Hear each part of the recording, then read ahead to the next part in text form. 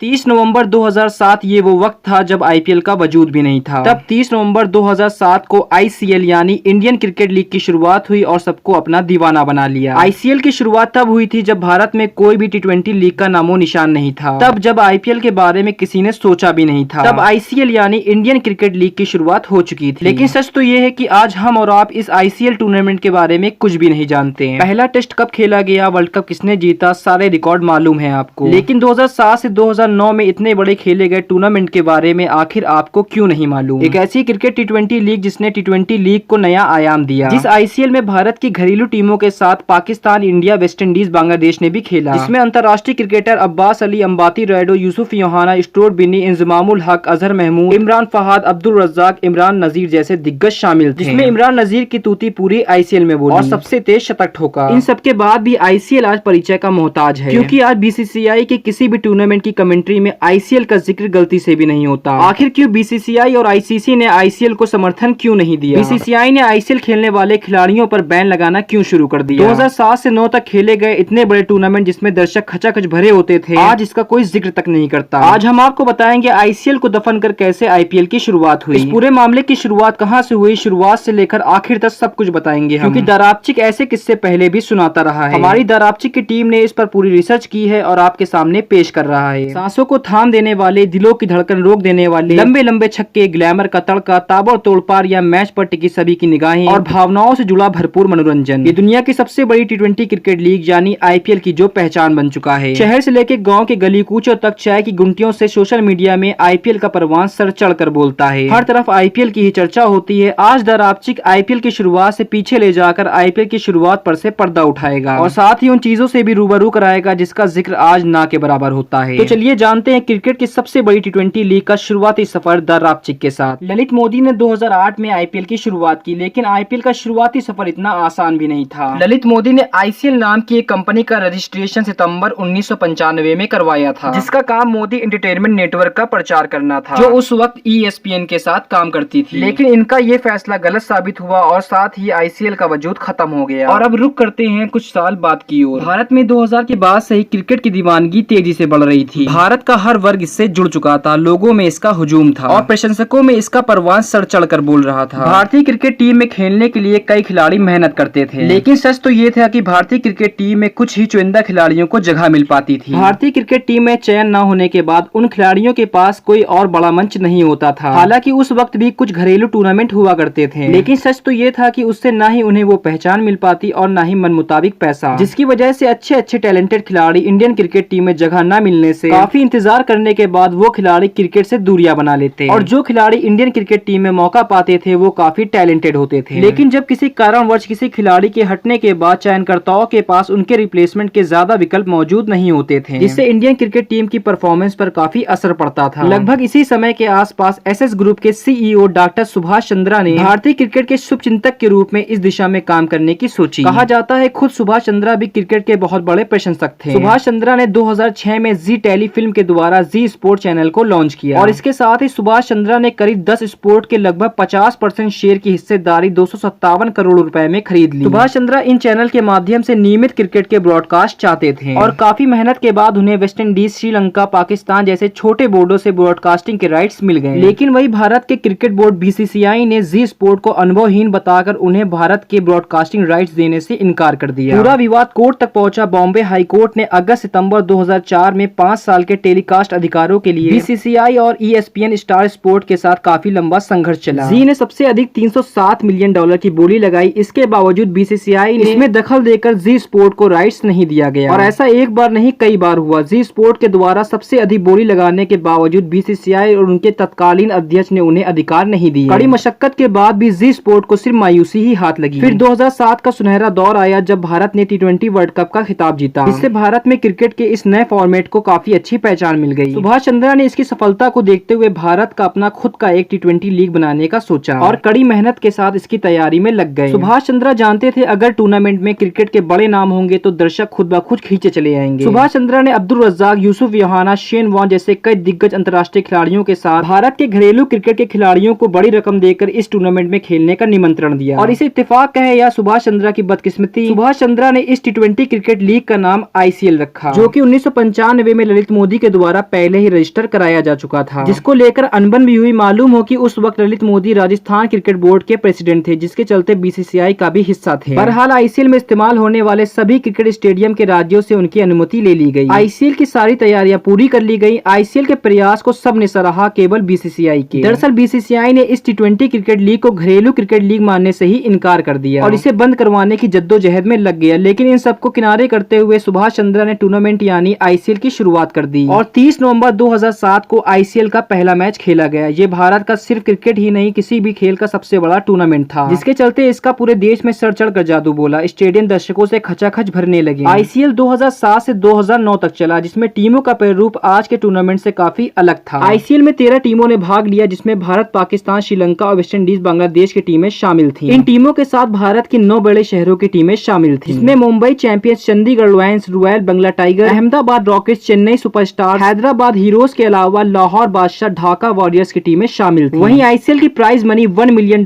यानी तकरीबन $10 लाख थी और शुरुआत में ही आईसीएल ने उम्मीद के मुताबिक प्रदर्शन किया। आईसीएल में रोमांचक मैच खेले जा रहे थे। पाकिस्तान की लाहौर बादशाह अपनी छाप छोड़ रही थी और इमरान नजीर का बल्ला पूरे टूर्नामेंट में जमकर बोल रहा था। इनकी परफॉर्मेंस का अंदाजा आप इसी बात से लगा सकते हैं कि एक मैच में लाहौर बादशाह को 159 रन का लक्ष्य मिला। रन चेस में ओपनिंग करने उतरे इमरान नजीर और इमरान नजीर ने पहली ही बॉल पर छक्का जड़ दिया और पहले ही ओवर में 24 रन ठोक डाले। जब टीम का स्कोर 63 हुआ तो इमरान नजीर ने अपनी 50 मात्र 16 बॉल में पूरी कर डाली, जिसमें 4 चौके और 5 छक्के शामिल थे। इमरान नजीर यही नहीं रुके और जब टीम का स्कोर 150 पहुंचा तो इमरान नजीर मात्र 43 बॉल पे 6 चौके और 10 छक्के जड़कर आईसीएल इतिहास की सबसे तेज सेंचुरी ठोक डाली। इस सैकड़े में इमरान नजीर ने 84 रन चौके छक्के से बटोरे। इमरान नजीर ने लाहौर बादशाह की इनिंग के सारे छक्के खुद अकेले ठोक डाले और मैच को बहुत आसानी से एक तरफा अंदाज में 14वें ओवर में ही जीत लिया। ऐसे मैचों के बाद आईसीएल की दीवानगी और भी बढ़ने लगी, लेकिन पता नहीं क्यों बीसीसीआई को ये सब बातें खटक रही थी और फिर बीसीसीआई ने आईसीएल को बर्बाद करने का मन बना लिया। बीसीसीआई ने अचानक से सभी खिलाड़ियों की सैलरी लगभग 2 गुना यानी डबल कर दी और एकदम से घरेलू टूर्नामेंट की भी प्राइज मनी बढ़ा दी। लेकिन इन सब से भी जब बीसीसीआई अपने मंसूबों में कामयाब न हो पाई तो बीसीसीआई ने आईसीएल खेलने वाले खिलाड़ियों को बैन करने की घोषणा कर दी और साथ ही 1983 वर्ल्ड कप जीतने वाले भारतीय टीम के कप्तान कपिल देव और किरमानी पर भी प्रतिबंध लगा दिया, जो उस वक्त आईसीएल के सदस्य हुआ करते थे। खिलाड़ियों के न चाहते हुए भी अपने पैर आईसीएल से खींचने पड़े। बीसीसीआई के इस फैसले को आईसीसी ने भी समर्थन दिया। इस तरह से भारत के दिलों में राज करने वाला आईसीएल सिर्फ दिल और दिमाग में ही रह गया, जो खुद डूबकर आईपीएल के सपने को हकीकत कर गया। कहा यह भी जाता है कि इसके बाद आईसीएल पर सट्टेबाजी, करप्शन जैसे कई गंभीर आरोप लगाए गए, लेकिन इसमें कितनी सच्चाई रही होगी ये हम आप पर छोड़ते हैं। आईसीएल को लेकर बीसीसीआई के नजरिए का अंदाजा आप इसी बात से लगा सकते हो कि आज बीसीसीआई की किसी भी टूर्नामेंट की कमेंट्री में आईसीएल का जिक्र गलती से भी नहीं किया जाता। फिर बीसीसीआई ने ललित मोदी के नेतृत्व में 13 सितंबर 2007 को आईपीएल यानी इंडियन प्रीमियर लीग की घोषणा की और इस तरह आईपीएल के आते ही आईसीएल का अस्तित्व 2009 तक पूरी तरह से खत्म हो गया और फिर कुछ इस तरह से 2008 से शुरू हुआ आईपीएल का सफर जो आज तक चला आ रहा है, जिसमें भारत के 8 बड़े शहरों की टीमें बेंगलुरु, दिल्ली, मुंबई, चेन्नई, कोलकाता, हैदराबाद, जयपुर की टीमें शामिल हैं, जो फ्रेंचाइजी आधारित टूर्नामेंट था। 2008 में काफी प्रचार प्रसार के साथ आईपीएल की शुरुआत हुई और आईपीएल का पहला मैच आरसीबी और केकेआर के बीच बेंगलोर में खेला गया और आईपीएल इतिहास के पहले ही मैच में केकेआर के ब्रेंडन मैकलम ने 158 रनों की नाबाद आतिशी पारी खेली। फिर सीजन दर सीजन आईपीएल की दीवानी बढ़ती चली गई। आज जो आईपीएल का जो मुकाम है वो हमारे सामने है। आईपीएल की शुरुआत थोड़ी विवादित जरूर रही, लेकिन आज ये करोड़ों दिलों की धड़कन बन चुका है। आईसीएल इसके 2 सीजन कैसे घटे इसके हम 2 अलग अलग पार्ट बनाकर आप तक बहुत जल्द पहुंचा देंगे। अगर इस वीडियो के माध्यम से आपको जरा कुछ भी क्रिकेट के बारे में जानने को मिला हो तो हमारे चैनल दरापचिक को सपोर्ट करें, वीडियो को लाइक जरूर करें और दोस्तों में शेयर जरूर करें। दरापचिक आपके लिए आगे भी ऐसी वीडियोस लाता रहेगा। वीडियो को लाइक करके हमारे काम की हौसला अफजाई करें। वीडियो अगर फेसबुक पे देख रहे हैं तो पेज को लाइक कर दे, अगर यूट्यूब पे देख रहे हैं तो चैनल को सब्सक्राइब कर दे। आप देख रहे हैं दरापचिक, बहुत बहुत शुक्रिया।